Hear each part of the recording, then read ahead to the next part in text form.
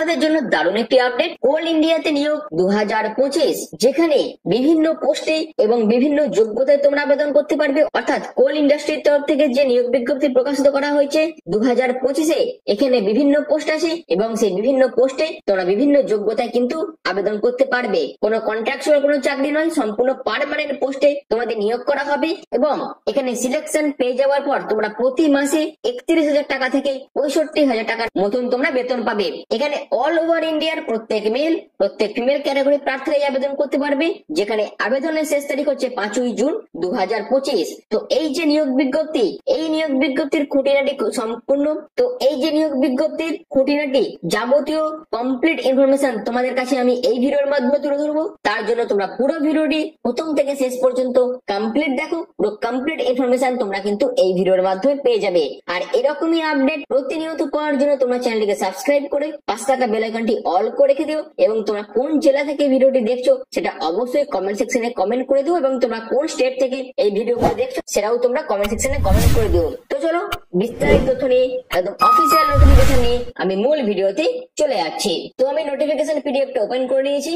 এখানে সিলেকশন হয়ে যাওয়ার পর তোমাদের প্রতি মাসে বেতন কত টাকা থাকছে, তুমি যদি S1 গ্রেডে আবেদন করো এবং সেখানে যদি সিলেকশন পাও, সেক্ষেত্রে তোমাদের পে স্কেল থাকছে 31,000 টাকা থেকে 1 লাখ টাকার মধ্যে তোমাদের পে স্কেল থাকছে। অর্থাৎ তোমাদের সিটিসি থাকছে পার অ্যানাম 8.53 লাখ এবং SG1 গ্রেডে তোমরা যদি সিলেকশন পাও, সেক্ষেত্রে 26,000 টাকা থেকে 1,10,000 টাকার মধ্যে তোমাদের পে স্কেল থাকছে এবং তোমাদের এখানে সিটিসি থাকছে 7.16 লাখ।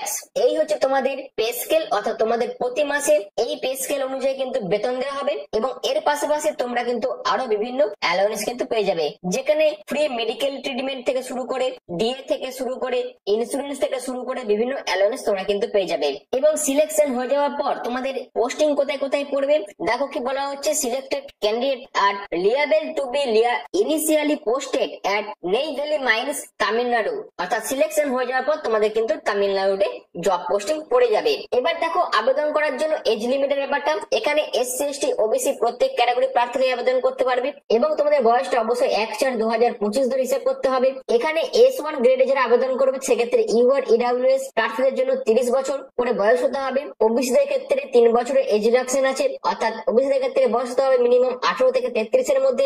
SC ST দের জন্য বয়স হতে হবে 18 থেকে 35 এর মধ্যে। অর্থাৎ তোমরা কিন্তু এখানে এজ রিডাকশন পেয়ে যাবে। অর্থাৎ SC ST রা 5 বছর করে, OBC রা 3 বছর করে কিন্তু অ্যাজ পার গভর্নমেন্ট রুলস অনুযায়ী কিন্তু এজ রিডাকশন পেয়ে যাবে। এবং এজ রিডাকশন পাওয়ার জন্য অবশ্যই প্রত্যেক ক্যাটাগরি প্রার্থীকে কিন্তু সেন্ট্রাল গভর্নমেন্টের যে কাস্ট সার্টিফিকেটের ফরম্যাট আছে সেই ফরম্যাটে তোমাদের কাস্ট সার্টিফিকেট বানিয়ে নিয়ে এখানে আবেদনের টাইম আপলোড করতে হবে। এবার আছে তোমাদের মেথড অফ সিলেকশন, অর্থাৎ তোমাদের কি কি মেথড অবলম্বন করে সিলেকশন করা হবে না, তোমাদের একটি রিটেন টেস্ট হবে 100 নাম্বারের, যেখানে পার্ট 1 এ তোমাদের 30টা কোশ্চেন দেওয়া হবে এবং তোমাদের জেনারেল অ্যাপটিটিউড, কম্প্রিহেনসিং, তারপর quantitative aptitude, reasoning, general awareness থেকে তোমাদের কোশ্চেন থাকবে। পার্ট 2 এ তোমাদের 70খানা কোশ্চেন থাকবে, যেখানে তোমার যে সাবজেক্ট থাকবে সেই সাবজেক্ট নলেজের উপর তোমাদের পরীক্ষা হবে।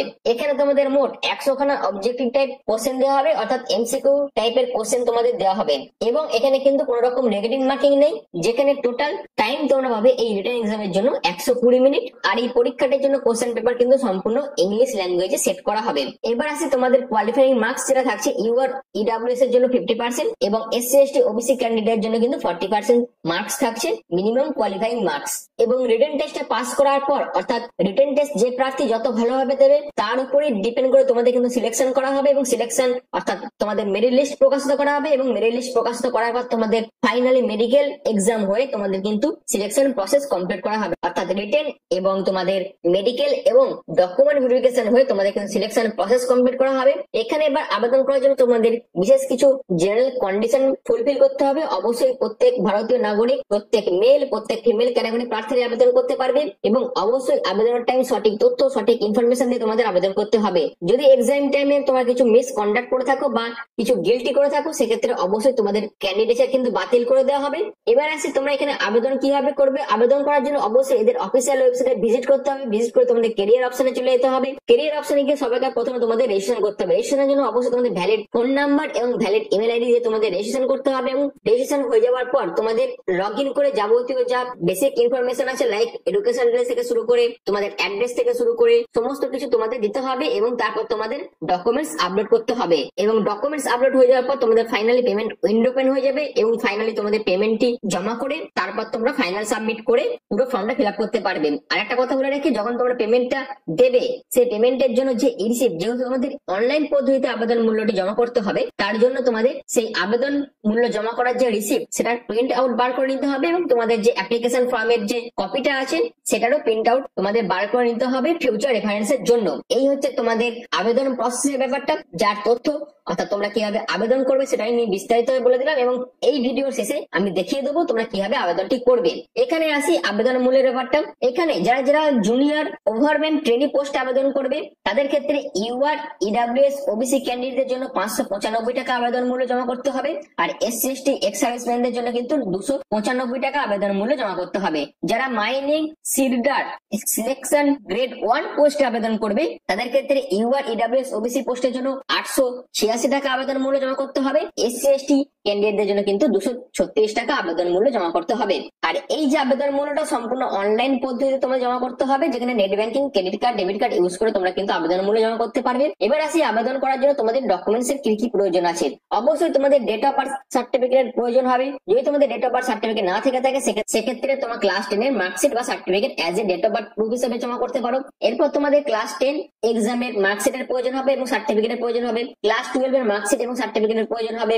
ডিপ্লোমা অর্থাৎ এখানে যে যোগ্যতা চাওয়া হয়েছে সেই যোগ্যতা অনুযায়ী ডিপ্লোমা বা ডিগ্রি তোমাদের যদি থেকে থাকে তার মার্কশিট এবং সার্টিফিকেটের প্রয়োজন হবে। আধার কার্ড বা প্যান কার্ডের মধ্যে যে কোনো একটি আইডি কার্ড অর্থাৎ গভর্নমেন্ট আইডি কার্ডের তোমাদের ডকুমেন্টস এর প্রয়োজন হবে আবেদন করার জন্য, এবং ডিপ্লোমা অথবা ডিগ্রির প্রভিশনাল সার্টিফিকেটের তোমাদের প্রয়োজন হবে।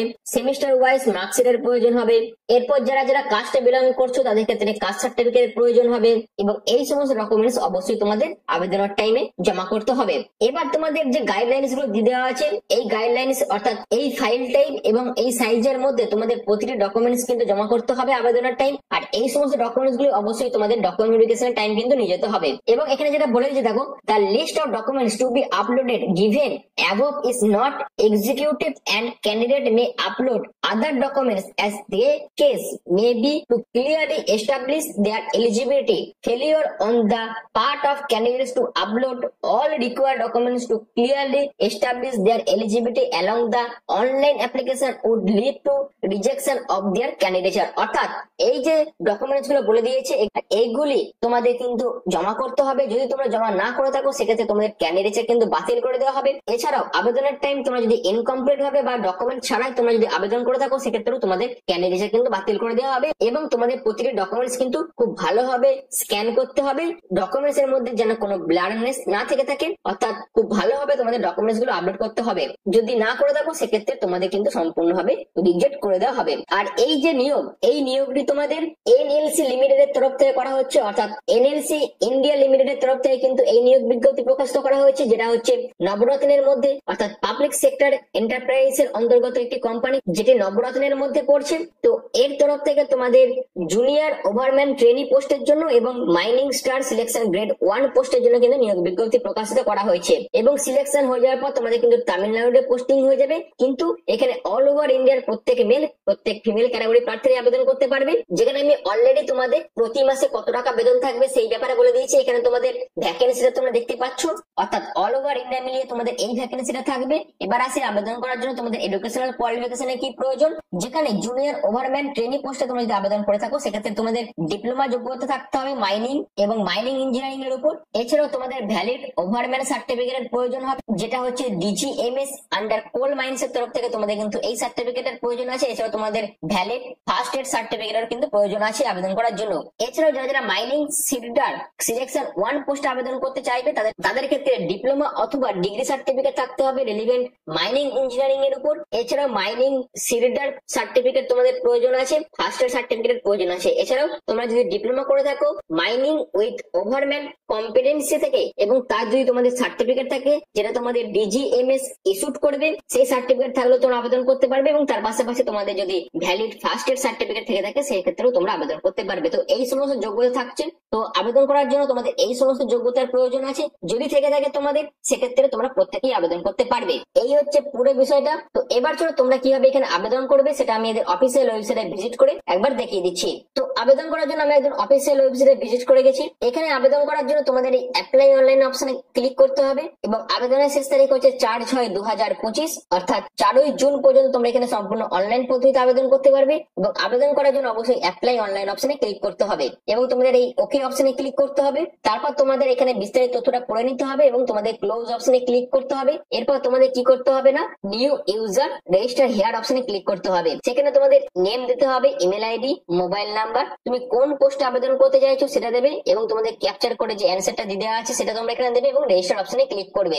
রেজিস্টার অপশনে ক্লিক করার পর তোমাদের রেজিস্টার হয়ে যাওয়ার পর তোমরা লগ ইন করবে, পাসওয়ার্ড দেবে, অর্থাৎ তোমাদের লগ ইন আইডি এবং পাসওয়ার্ড দিয়ে তোমাদের লগ ইন করতে হবে এবং তারপর তোমাদের কিন্তু যাবতীয় যে সমস্ত তথ্য আছে, বেসিক ইনফরমেশন গুলো আছে সেগুলো দিয়ে ফাইনালি তোমাদের আবেদন মূল্য জমা করে আবেদন ফর্মটা ফিল আপ করতে হবে এবং তারপর তোমাদের পেমেন্টের যে রিসিপ্ট সেটা প্রিন্ট বার করতে হবে এবং তোমাদের অ্যাপ্লিকেশন ফর্মে প্রিন্টও বার করে নিতে হবে ফিউচার রেফারেন্সের জন্য। তো এনএমসি ইন্ডিয়া লিমিটেডের তরফ থেকে যে নিয়োগ বিজ্ঞপ্তি প্রকাশিত করা হয়েছিল তার বিস্তারিত আপডেট আমি তোমাদের এই ভিডিওর মাধ্যমে দিলাম। যদি তোমাদের কাছে ভিডিওটি ভালো লেগে থাকে, যদি তোমাদের কাছে ভিডিওটি ইনফরমেটিভ মনে হয়, তাহলে অবশ্যই এই ধরনের আপডেট পাওয়ার জন্য তোমরা চ্যানেলকে সাবস্ক্রাইব করে পাশে থাকা বেল আইকনটি অল করে দিও। তো ভিডিওটি এখনের মতন এইটুকুই। পুরো ভিডিওটি প্রথম থেকে শেষ পর্যন্ত দেখার জন্য তোমাদের অসংখ্য ধন্যবাদ।